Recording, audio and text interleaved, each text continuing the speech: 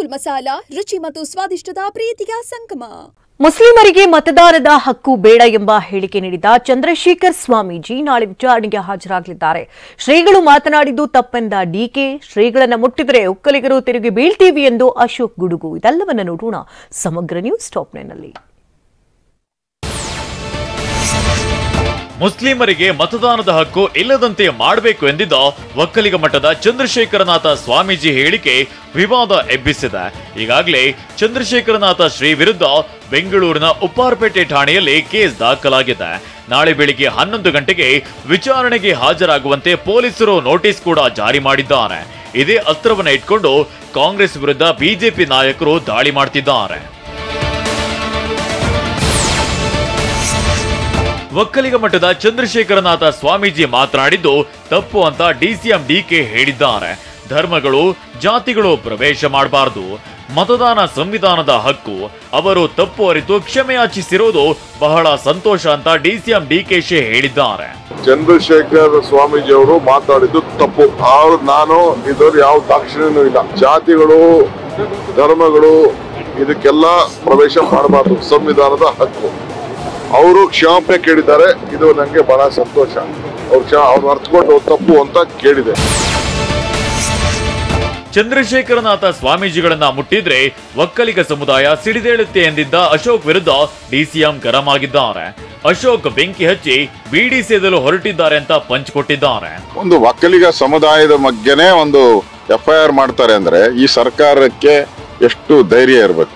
ಈ ದುರುಳ ಕಾಂಗ್ರೆಸ್ ಅವ್ರು ಏನಾದರೂ ಮುಟ್ಟುವಂತ ಪ್ರಯತ್ನವನ್ನ ಮಾಡಿದ್ರೆ ಈ ಜನಾಂಗ ತಿರುಗಿ ಬೀಳುತ್ತೆ ಅನ್ನೋದನ್ನ ಎಚ್ಚರಿಕೆಯನ್ನು ಕೂಡ ಈ ಸರ್ಕಾರಕ್ಕೆ ನಾನು ಕೊಡ್ತಾ ಇದ್ದೀನಿ. ಇಲ್ಲಿ ಅಶೋಕ್ ಅವರೇನೋ ಬೆಂಕಿ ಇಟ್ಬಿಟ್ಟು ಅದರಲ್ಲಿ ಬೀಡಿ ಸೇದ ಕೊಟ್ಬಿಟ್ಟಿದ್ದಾರೆ. ಸ್ವಾಮೀಜಿಗಳು ಮುಟ್ರೆ ನಾವು ಯಾರೋ ಸಮಾಜ ಸುಮ್ಮನೆ ಇರುವುದಿಲ್ಲ ಅಂತ. ಇದೇ ನಿರ್ಮಲಾನಂದ ಸ್ವಾಮೀಜಿಗಿಂತ ಮುಂಚಿತವಾಗಿ ಬಾಲಗಂಗಾಧರ ಸ್ವಾಮೀಜಿ ಇದ್ರು. ಬಾಲಗಂಗಾಧರ ಸ್ವಾಮೀಜಿ ಮೇಲೆ ಕೇಸ್ ರಿಜಿಸ್ಟರ್ ಆದಾಗ, ಅವರು ಬೇಲ್ ತಗೊಳ್ಳುವಂತ ಪರಿಸ್ಥಿತಿ ಬಂದಾಗ, 16 ವರ್ಷ ಕೇಸ್ ನಡೆದಾಗ, ಇದೇ ಚನ್ನಗಪ್ಪನವ್ರ ಕೇಳಿ FIR ಹಾಕಿಸಿದಾಗ ಅಶೋಕ್ ಅಣ್ಣ ಎಲ್ಲಿಗೆ ಹೋಗಿದ್ದ?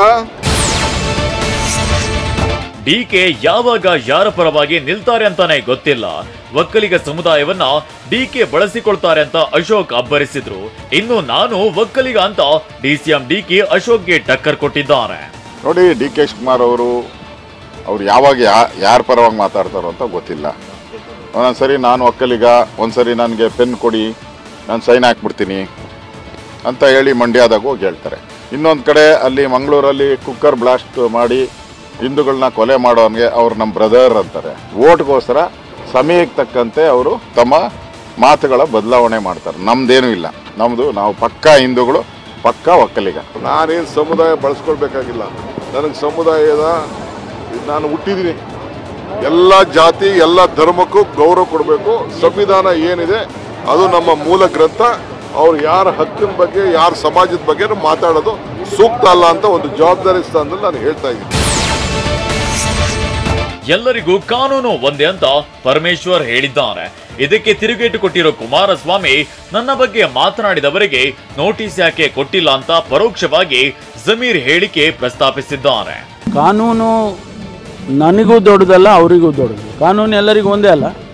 ಕಾನೂನು ಬೇರೆ ಬೇರೆ ಇದ್ದರೆ ಬೇರೆ ಬೇರೆ ಕಾನೂನನ್ನು ಉಪಯೋಗ ಮಾಡ್ಬೋದು. ಆದರೆ ಈ ದೇಶದಲ್ಲಿ ಇರ್ತಕ್ಕಂಥ ಕಾನೂನು ಎಲ್ಲರಿಗೂ ಒಂದೇ ಇದೆ. ಇವರಿಗೆ ನೋಟಿಸ್ ತರಾತುರಿಲಿ ಕೊಟ್ಟಂಥವರು ನನ್ನ ಬಗ್ಗೆ ಚರ್ಚೆ ಮಾಡಿದ್ರಲ್ಲ, ಇದನ್ನ ಜನಾಂಗೀಯ ಭಾಷೆ, ಇವತ್ತವರಿಗೆ ಏನಾದರೂ ನೋಟಿಸ್ ಕೊಟ್ರ? ಕೇಸ್ ಆಗಿಲ್ಲ, ಅದು ಖಾತೆಗೆ ನೋಟಿಸ್ ಕೊಟ್ಟಿಲ್ಲ. ಇದನ್ನು ಈ ಒಂದು ರೀತಿಯ ತೀರ್ಮಾನಗಳು ಮಾಡೋದ್ರಿಂದ ಈ ರಾಜ್ಯದಲ್ಲಿ ಮುಂದಿನ ದಿನಗಳು ಯಾವ ರೀತಿಯ ಅರಾಜಕತೆ ಪ್ರಾರಂಭ ಆಗುತ್ತೆ ಕಾದು ನೋಡಿ. ಉಪ್ಪಾರಪೇಟೆ ಠಾಣೆಯ ಪೊಲೀಸರು ನೀಡಿರೋ ನೋಟಿಸ್ ಬಗ್ಗೆ ಒಕ್ಕಲಿಗ ಸ್ವಾಮೀಜಿ ಪ್ರತಿಕ್ರಿಯಿಸಿದ್ದಾರೆ. ನನಗೆ ಆರೋಗ್ಯ ಸರಿಯಿಲ್ಲ, ಸಾಧ್ಯವಾದ್ರೆ ವಿಚಾರಣೆಗೆ ಹಾಜರಾಗ್ತೀನಿ ಅಂತ ಹೇಳಿದ್ದಾರೆ. ಅಲ್ಲ, ವಿಚಾರಣೆ ಮಾಡಬೇಕು.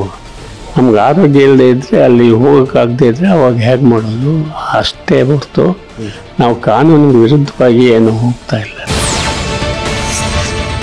ರಾಷ್ಟ್ರೀಯ ಹೆದ್ದಾರಿಯಲ್ಲಿ ಹೋಂಡಾ ಸಿಟಿ ಕಾರು ಕೆಟ್ಟು ನಿಂತಿತು. ಬೆಂಗಳೂರು ಉತ್ತರ ತಾಲೂಕಿನ ಅಡಕಮಾರನಹಳ್ಳಿ ಬಳಿ ಟ್ರಾಫಿಕ್ ಜಾಮ್ ಉಂಟಾಗಿ ಸವಾರರು ಪರದಾಡಿದ್ದಾರೆ. ವಾಹನಗಳು ಸಾಲುಗಟ್ಟಿ ನಿಂತರೂ ಟೋಲ್ ಸಿಬ್ಬಂದಿ ವಾಹನ ತೆರವು ಮಾಡದೆ ನಿರ್ಲಕ್ಷ್ಯ ತೋರಿದ್ದಾರೆ. ನವಯುಗ ಟೋಲ್ ಸಿಬ್ಬಂದಿ ವಿರುದ್ಧ ವಾಹನ ಸವಾರರು ಆಕ್ರೋಶ ಹೊರಹಾಕಿದ್ದಾರೆ. ಬೆಂಗಳೂರಿನ ಆರ್ಟಿ ನಗರದ ಕೆನ್ನೆತ್ ಜಾರ್ಜ್ ಇಂಗ್ಲಿಷ್ ಸ್ಕೂಲ್ನಲ್ಲಿ ಶಾಲಾ ವಾರ್ಷಿಕೋತ್ಸವ ಆಚರಿಸಲಾಯಿತು. ವಿವಿಧ ಕಲೆ ಮತ್ತು ಸಾಂಸ್ಕೃತಿಕ ಕಾರ್ಯಕ್ರಮಗಳನ್ನು ಆಯೋಜಿಸಲಾಗಿತ್ತು. ವಿದ್ಯಾರ್ಥಿಗಳು ಕಥಕ್ಕಳಿ, ಯಕ್ಷಗಾನ, ರಾಜಸ್ಥಾನಿ ಸೇರಿದಂತೆ ವಿವಿಧ ನೃತ್ಯ ಮಾಡಿದ್ರು. ಪುಟ್ಟ ಮಕ್ಕಳ ಡ್ಯಾನ್ಸ್ ನೋಡಿ ಎಲ್ಲರೂ ಸಂತಸಪಟ್ಟರು. ಪೋಷಕರು ಹಾಗೂ ಶಾಲಾ ಶಿಕ್ಷಕರು ಮಕ್ಕಳ ಕಲಾ ಪ್ರದರ್ಶನವನ್ನ ಎಂಜಾಯ್ ಮಾಡಿದ್ರು. ಈ ಪ್ರೋಗ್ರಾಮ್ ಏನಂದ್ರೆ ನಮ್ಮ ಇಂಡಿಯಾದ culture, all aspects of a country ಎಲ್ಲ ಮಕ್ಕಳು ಭಾಗವಹಿಸ್ತಾ ಇದ್ದಾರೆ. ನಮ್ಮ ಪ್ರೋಗ್ರಾಮ್ ನೋಡಿ ಪೇರೆಂಟ್ಸನ್ನು ತುಂಬ ಅಪ್ರಿಷಿಯೇಟ್ ಮಾಡಿದ್ದಾರೆ. So we just want to enjoy the country, ನಮ್ಮ country culture we want to enjoy and we just want to display ನಮ್ಮ ಮಕ್ಕಳ ಟ್ಯಾಲೆಂಟ್ಸ್ ಏನಿದೆ ಅದನ್ನು ಡಿಸ್ಪ್ಲೇ ಮಾಡಬೇಕು. ನಮ್ಮ ಸ್ಕೂಲಿನ ಆನ್ಯುವಲ್ ಡೇ ಮಾಡ್ತಾ ಇದ್ದಾರೆ, ಅದು ತುಂಬ ಖುಷಿ. ನಮ್ಮ ಫ್ರೆಂಡ್ಸು ಎಲ್ಲ ಬಂದು ಪಾರ್ಟಿಸಿಪೇಟ್ ಮಾಡ್ತಾ ಇದ್ದಾರೆ. ಎಷ್ಟೋ ಕಲ್ಚರಸ್ ಮಾಡ್ತಾ ಇದ್ದಾರೆ, ಇಂಡಿಯನ್ ಕಲ್ಚರಸ್, ಅದರ್ ಕಲ್ಚರಸ್, ಒಲಿಂಪಿಕ್ಸ್, ಬೇರೆ ಬೇರೆ ಥರ ಡ್ಯಾನ್ಸಸ್ಸು ತುಂಬ ಖುಷಿ ಆಗುತ್ತೆ.